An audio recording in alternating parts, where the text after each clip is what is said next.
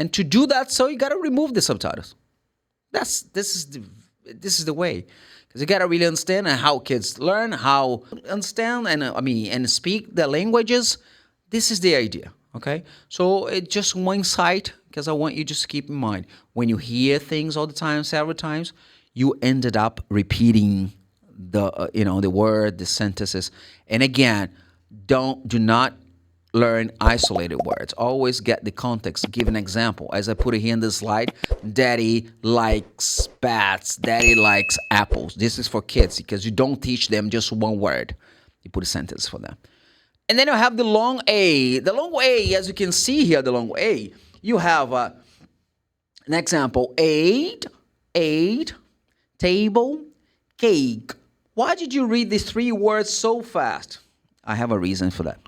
The reason is, when a student wants to read this word, ate, they ask, Mr. Fábio, is the letter A short or long? I say it's long. They say A. Then they say, Mr. Fábio, the letter T, right? So what's the sound letter T? So they go like T. Okay. Also ate. And then they say, Mr. Fábio, what about the letter E? Because you told me before that the letter E has two sounds. Short. The short E says E. And the long E says E. And why you did not say anything about this E? Because if you put like the short E for this word, you can say ate. Or if you put like the long E for the word, you can say at. That's normally, sometimes Brazilian really, produce the sound. But in English, the E at the end of a sentence, most of the time, is known as, I told you before, magic E. What's the magic E? You don't pronounce the magic E. So that's why when they read this word, they go like ate. The E, they ignore, they drop it. No, that's ignore. It sounds like ignoring a person, right? But they drop the letter E. The table, look, table.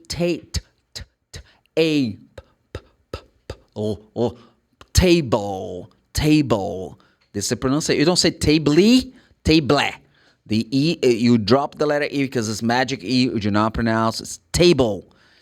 Cake. The same reason. No E, magic E, cake. Then you have play and rain.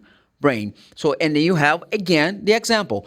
I ate cake at the table. But look, the example normally is with the words they learned. Like, I ate cake at the table. Then the other example. I play ball in the rain. But Mr. Fábio, they asked me. Ball, it's not long A. No. Of course, sometimes it's difficult to put like sentences just with the long A. So I say to them like, I play ball in the rain. Yeah, sometimes we mix it up. Long and short, they didn't understand that. But the same thing that happens to letter A, it happens to the letter E, the next slide. Then we're going to have the letter E. And the letter E, please, we're going to have the short E and the long E. And what would be the explanation for this? The same idea. Short E has a short sound, like short E is, it's kind of a little bit redundant saying that, right? But like the letter E is short, it's eh. Like that's why you say nest, bed, get, and 10. And then if you see that, it's not only, although we're studying the vowel sound, we have a consonant as well. So they have to pronounce the consonant. They go like with the n, s, t, nest. That's it, okay? And the example again, I get to the end.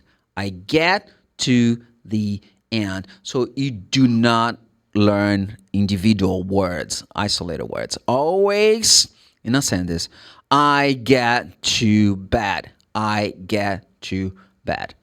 Long E, on the other hand, has the sound E.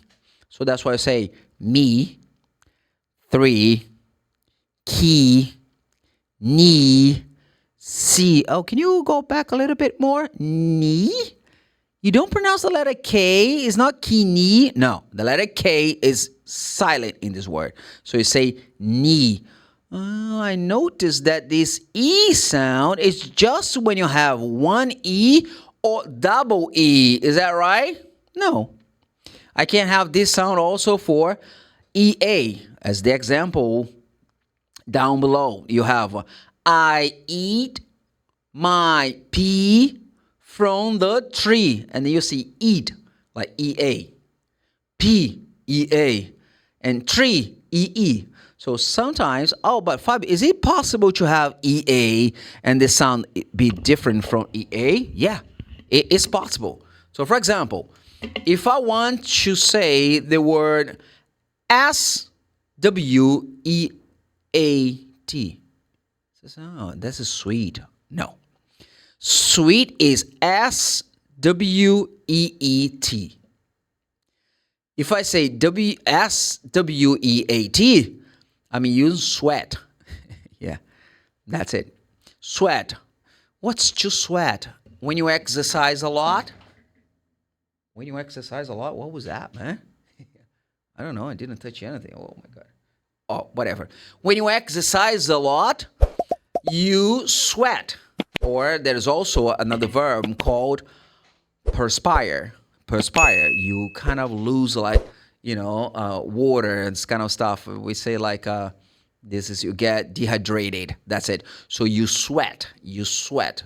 It's EA, but it's not E. You don't sweet. It's a sweat. Yeah, that's the way. Then we're going to go to the letter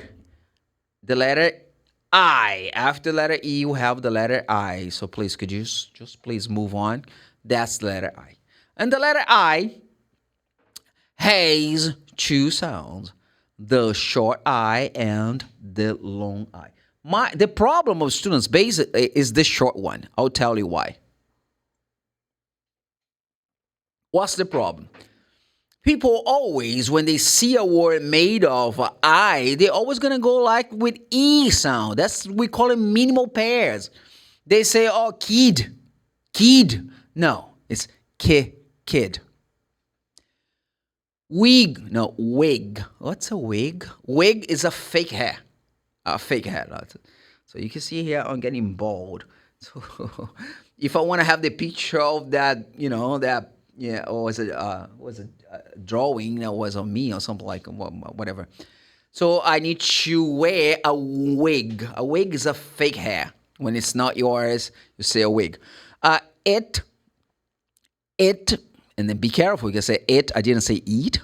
And it's ship. Pig. I should have said, Fábio, I got a question to ask you. You said ship, S-H-I-P, ship. But if I had C-H-I-P instead, what would be the pronunciation? Good question, huh? This S-H in English normally is pronounced sh, like sh. That's not good. But it's the sound sh, like she. You should. That's the sound. Is it always? No, not always. If you have SH, normally you pronounce like this. Shh. Why you say not always? Because, for example, I'm going to have some coffee here. Coffee, not cough. If you say coffee, no, coffee. So I'm going to have some coffee. So if you want to have some coffee, you can really, some people like to drink coffee with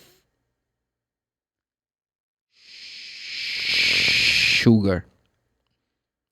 And sugar is not S-H. It's S-U-G-A-R. It's not S-H, but the pronunciation is the same as S-H. sugar. So you put some sugar inside of it, and then people say mix, huh? No, you stir it. You stir it. You don't mix it, you stir it in this case. But anyway, so it's sugar. And it's not SH. I always say that. Never say always in English, So in that case, I say ship. But instead, if I had CH, it would be chip. Sometimes it could be a name of someone or whatever. Pig. How many times you have heard someone saying like pig? No, it's pig. Always fit. Netflix. Man, I love Netflix. No, you like Netflix, man. That the stress comes in the first syllable. It's not even Netflix. It's Netflix. Flix. Let me tell you one curiosity about Flix. Flix actually is how we pronounce the plural of a flick. And what's a flick? A flick is an informal way to say a movie. Yeah. So you say a flick, singular. When I say the plural, I cross out the indefinite article a, and I add the letter S at the end. So when you pronounce the plural, it's flicks.